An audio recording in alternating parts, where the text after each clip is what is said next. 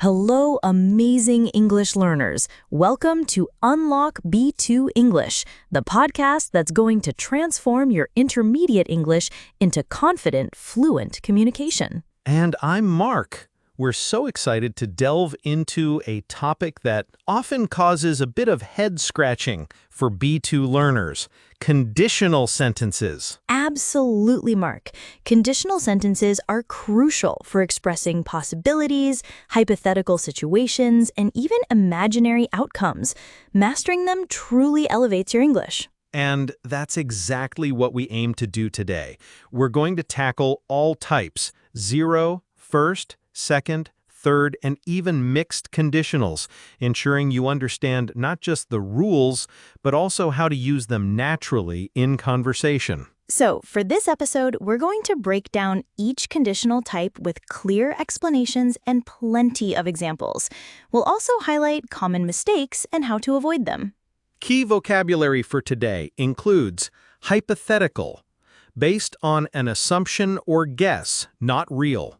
For example, that's a hypothetical situation. It might never happen. Outcome, the way a thing turns out, a result or consequence. For instance, the outcome of the experiment was unexpected. Consequence, a result or effect of an action or condition, such as poor planning can lead to serious consequences. Prerequisite, a thing that is required as a prior condition for something else to happen or exist. Like, good health is a prerequisite for a long life. Nuance, a subtle difference in meaning, expression, or sound. For example, it's important to understand the nuances of the language. So, get ready to unlock your B2 English potential by mastering conditionals. Before we continue, think about this.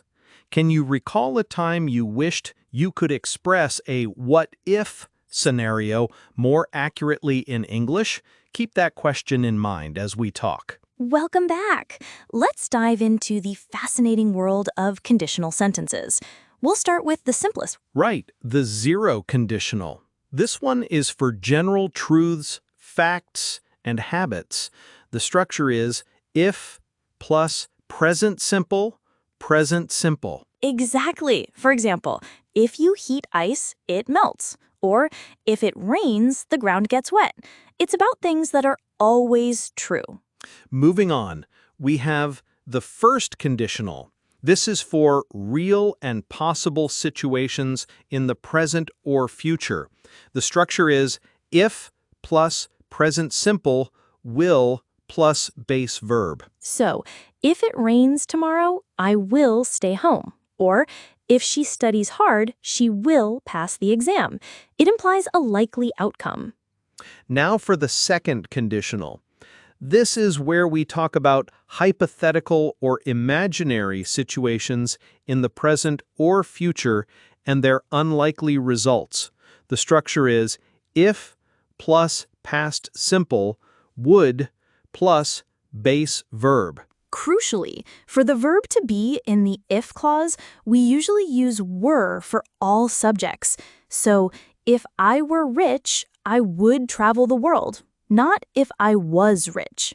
Good point, Sarah. And it's important to remember that even though we use the past simple, we're talking about an imaginary present or future. It's not about the past.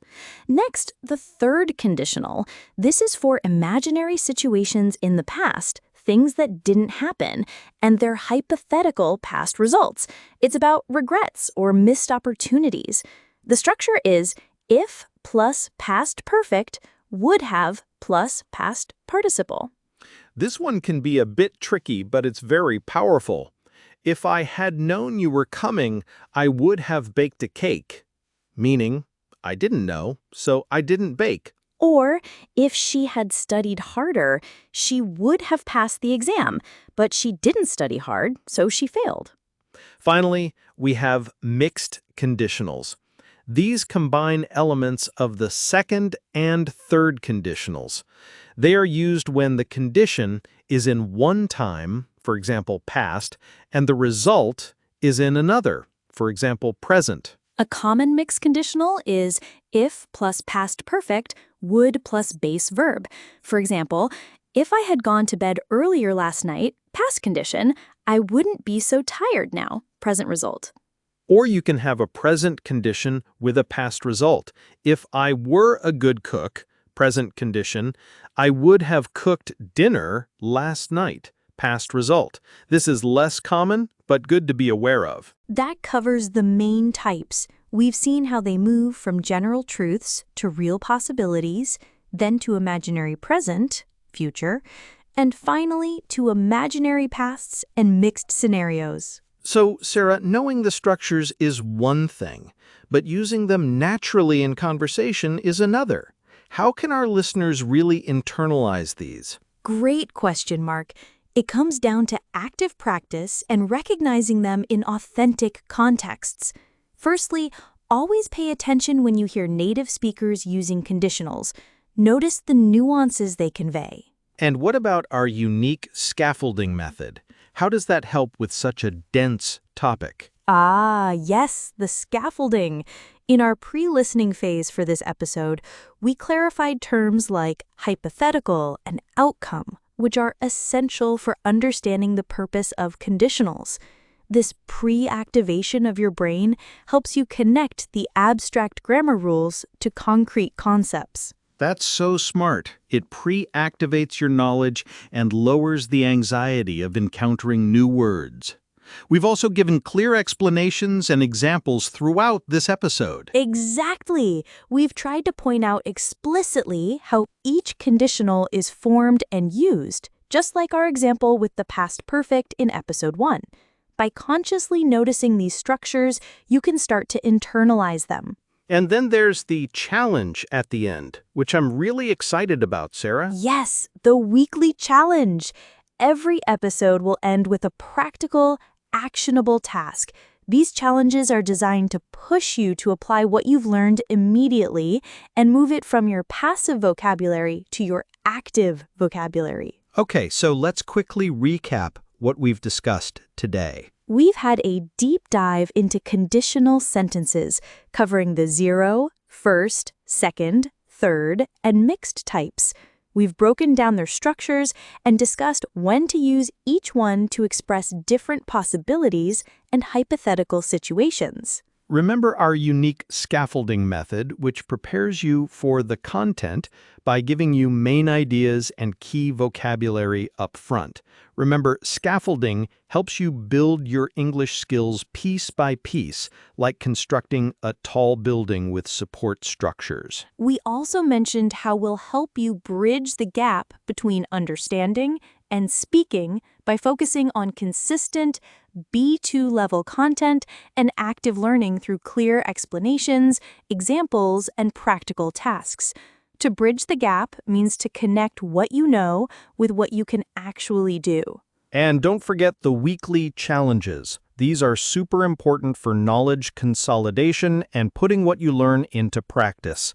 Our goal is to create an immersive experience for you, meaning you'll be fully engaged in the English language and its practical application. Now, for your weekly challenge, think about 3 different what-if scenarios in your own life. 1 real possibility, 1 imaginary present situation, and 1 past regret. Now, try to form a conditional sentence for each of them using the appropriate conditional type we discussed today. Write down your sentences, or even better, record a short voice note saying them aloud.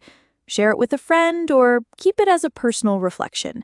The important thing is to actively engage with the question. The more you use the language, the faster you'll improve. That's it for this episode of Unlock B2 English. We hope you feel more confident about using conditional sentences. We're so thrilled to have you here.